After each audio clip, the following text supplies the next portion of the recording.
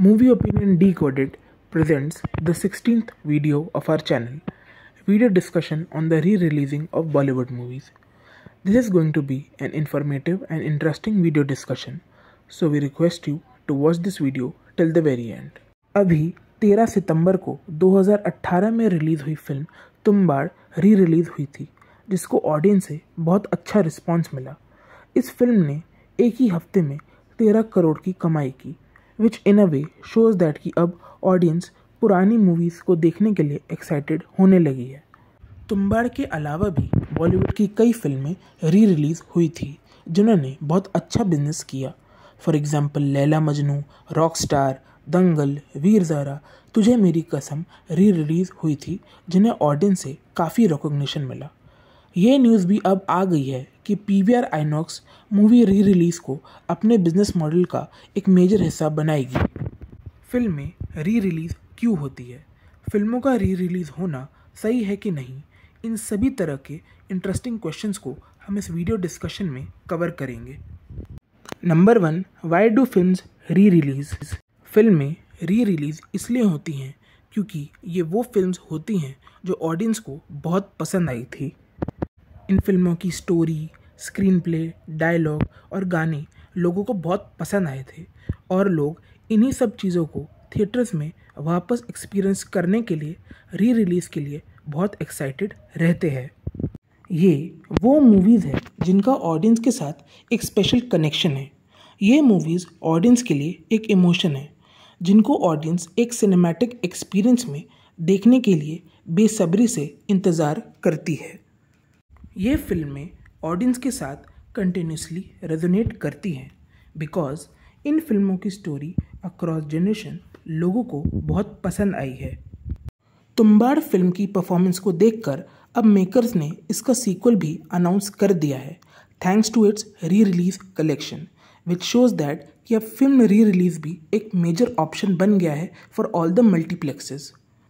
एक रीज़न जिसके लिए ये फिल्में री रिलीज़ होती है वो ये है ताकि आज की जनरेशन जो इन फिल्मों को एक्सपीरियंस नहीं कर पाई थी वो इन फिल्मों को थिएटर्स में एक्सपीरियंस कर पाए और इन फिल्मों को अच्छे से एंजॉय कर सके।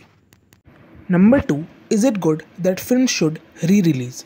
इस क्वेश्चन को आंसर करने के लिए हमें ये question audience, theatre owners, film production companies और सिनेमा के पॉइंट ऑफ व्यू से देखना होगा, जिससे हमें इस क्वेश्चन का आंसर भी मिलेगा। First, from the point of view of audience. Indian audience के लिए फिल्मों का री रिलीज़ होना एक सेलिब्रेशन की तरह है। फिल्मों का री रिलीज़ होने से उन्हें उन आइकॉनिक और मेमोरेबल सीन्स, डायलॉग और गाने थिएटर्स में एक्सपीरियंस करने का रीज़न मिलता है। ऑडियंस पुरानी मूवीज़ को प्रेफर इसलिए भी करती हैं क्योंकि आज के टाइम में ज़्यादातर फिल्मों का कंटेंट एवरेज है और ऑडियंस अपना पैसा खर्च करके अपनी फेवरेट फिल्म्स देखना चाहेंगी, ना कि किसी एवरेज कंटेंट वाली फिल्मों को।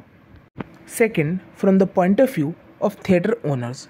जैसे हमने पहले बताया था कि रिसेंटली बॉलीवुड फिल्म्स की व्यूअरशिप काफ़ी कम हो गई है, जिसकी वजह से थिएटर ओनर्स का बिजनेस भी अफेक्ट हुआ है।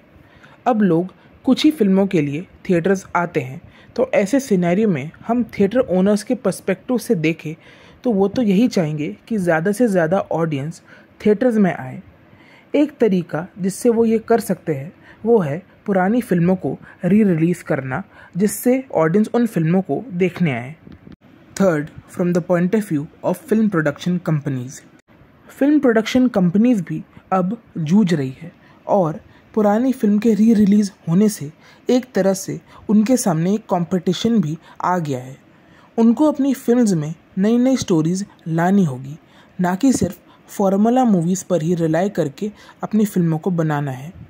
प्रोडक्शन कंपनीज़ को अच्छी और न्यू स्टोरीज़ वाली मूवीज़ बनाने वाले माइंडसेट के साथ चलना होगा।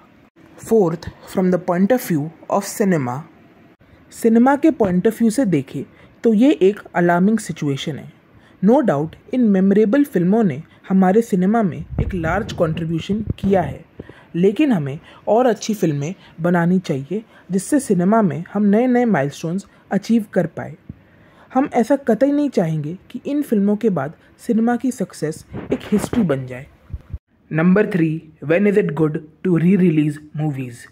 फिल्मों का री रिलीज़ होना तब ज़्यादा बेनिफिशियल है जब उन फिल्मों की एनिवर्सरी आ रही हो, फिल्मों के लीड एक्ट्रेस का बर्थडे आ रहा हो, या फिर नेशनल सिनेमा डे पर इन फिल्मों को रिलीज़ करना चाहिए।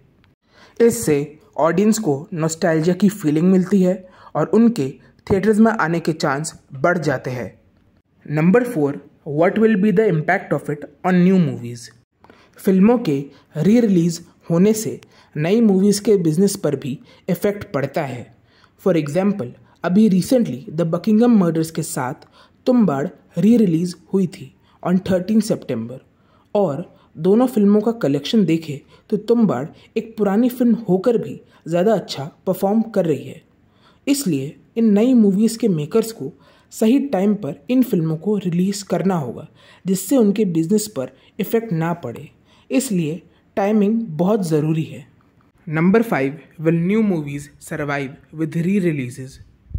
इस साल की फिल्मों को देखें तो इस बार सिचुएशन पूरी तरह एक तरफ नहीं है। कुछ फिल्में हिट है तो कुछ फिल्में फ्लॉप, लेकिन नई फिल्में ज़रूर सर्वाइव करेंगी विद री रिलीजेज़। फिल्म्स लाइक मुंजिया, जिसमें कोई पॉपुलर एक्टर नहीं था, उस फिल्म ने भी अच्छा परफॉर्म किया, विच शोज़ दैट की सिचुएशन अभी भी इतनी बुरी नहीं है। Number 6, our opinion on movie re release. हमें लगता है कि मूवी री रिलीज़ ज़रूर होनी चाहिए जिससे ऑडियंस अपनी मेमोरीज़ को दोबारा एक्सपीरियंस कर सके। लेकिन हाँ, आज के फिल्म मेकर्स को अपनी फिल्मों में नई नई स्टोरीज़, कॉन्सेप्ट और टेक्निक्स लानी होगी जिससे ऑडियंस को एक नया एक्सपीरियंस मिले, जिससे हमारा सिनेमा और भी प्रोग्रेस करे। Alright everyone, this was the video discussion on री रिलीजिंग ऑफ बॉलीवुड मूवीज़। अगर आपको लगता है कि हमने कोई पॉइंट मिस किया है तो हमें कमेंट सेक्शन में ज़रूर बताइएगा।